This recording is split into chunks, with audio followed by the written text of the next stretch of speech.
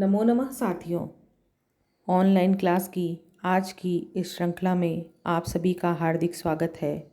हम बीए प्रथम वर्ष के संस्कृत साहित्य के पाठ्यक्रम में निर्धारित छंद प्रकरण का अध्ययन कर रहे हैं। पूर्व के वीडियो में हमने मात्रिक छंद और आर्या छंद के विषय में जानकारी प्राप्त की थी। आज से हम वर्णिक छंदों के संबंध में अध्ययन करेंगे। वर्णिक छंदों की माला में आज मैं जिस छंद रूपी पुष्प का गुम्फन करने जा रही हूँ वह है अनुष्टुप छंद। अनुष्टुप छंद वैदिक संस्कृत साहित्य और लौकिक संस्कृत साहित्य दोनों में ही प्रयुक्त होता है। संस्कृत साहित्य का बहुत बड़ा भाग इसी छंद में निबद्ध है।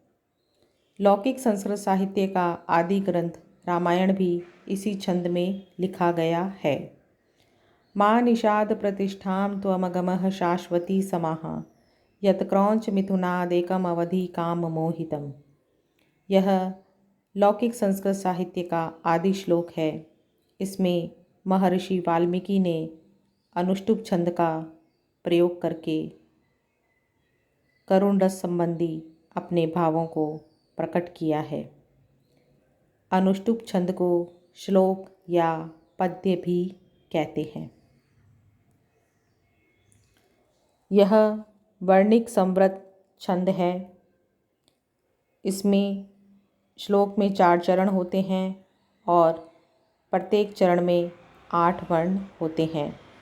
इस प्रकार समूचे श्लोक के चारों चरणों में कुल 32 वर्ण होते हैं। अनुष्टुप छंद का लक्षण है श्लोके षष्ठम गुरुगेयम सर्वत्र लघु पंचमम द्विचतुष्पादयोरस्वम सप्तमम दीर्घ मन्ययो। अर्थात अनुष्टुप छंद के चारों चरणों में छठा वर्ण गुरु और 5वां वर्ण लघु जानना चाहिए। दूसरे और चौथे चरण का 7वां वर्ण ह्रस्व और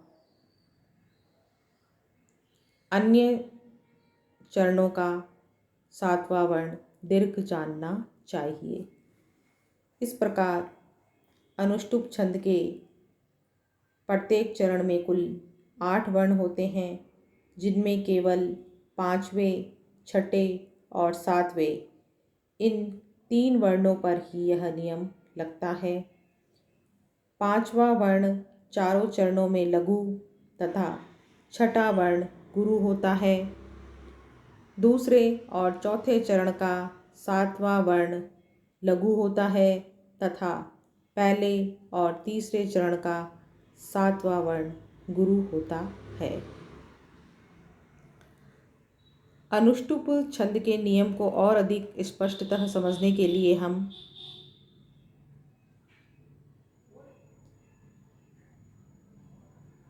अग्रिम स्लाइड को देखेंगे। अनुष्टुप छंद के 4 चरणों की यहाँ पर कल्पना की गई है। प्रत्येक चरण में 8-8 वर्ण हैं। इसके चारों चरणों के 5वें, छठे और 7वें वर्ण पर गुरु लघु व्यवस्था की गई है, जिसके अंतर्गत 5वें चरण में चारों चरणों का 5वां वर्ण लघु है और छठा वर्ण गुरु है। पहले और तीसरे चरण का 7वां वर्ण गुरु है तथा दूसरे और चौथे चरण का 7वां वर्ण लघु है। इस प्रकार अनुष्टुप छंद के उदाहरणों में भी गुरु लघु व्यवस्था 5वें, छठे और 7वें वर्ण पर की जाएगी, जिसमें प्रत्येक चरण का 5वां वर्ण लघु होगा, छठा वर्ण गुरु होगा तथा पहले और तीसरे चरण का 7वां वर्ण गुरु और दूसरे और चौथे चरण का 7वां वर्ण लघु होगा। इसे हम एक उदाहरण से समझेंगे। पतितैः पतमानैश्च पादपस्थैश्च मारुतः कुसुमैः पश्य सौमित्रे क्रीडन्निव समन्ततः। इस श्लोक के चारों चरणों के 5वें, 6ठे और 7वें वर्ण पर गुरु लघु व्यवस्था की हुई है। प्रथम चरण में 5वां वर्ण त है, द्वितीय चरण में 5वां वर्ण च है, तृतीय चरण में 5वां वर्ण य है और चतुर्थ चरण में 5वां वर्ण स है। इस प्रकार चारों चरणों का 5वां वर्ण लघु है। प्रथम चरण का 6ठा वर्ण माँ है, द्वितीय चरण का 6ठा वर्ण भी माँ ही है, तृतीय चरण का 6ठा वर्ण सौ है और चतुर्थ चरण का 6ठा वर्ण म है, जिससे न संयुक्त है। इस प्रकार चारों चरणों का 6ठा वर्ण गुरु है।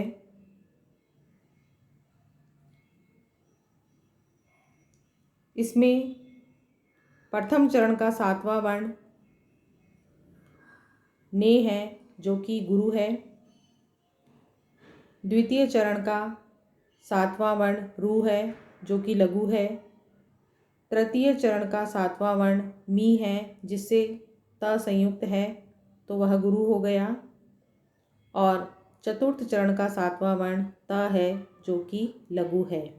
इस प्रकार इसमें पहले और तीसरे चरण का 7वां वर्ण गुरु है और दूसरे और चौथे चरण का 7वां वर्ण लघु है।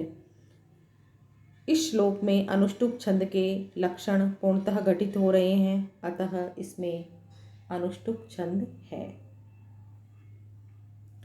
साथियों, आज इतना ही। अगले वीडियो में हम इंद्रवज्रा छंद के लक्षण के बारे में जानकारी प्राप्त करेंगे। आपने इस वीडियो को देखने के लिए अपना अमूल्य समय दिया, इसके लिए आप सभी का बहुत बहुत धन्यवाद।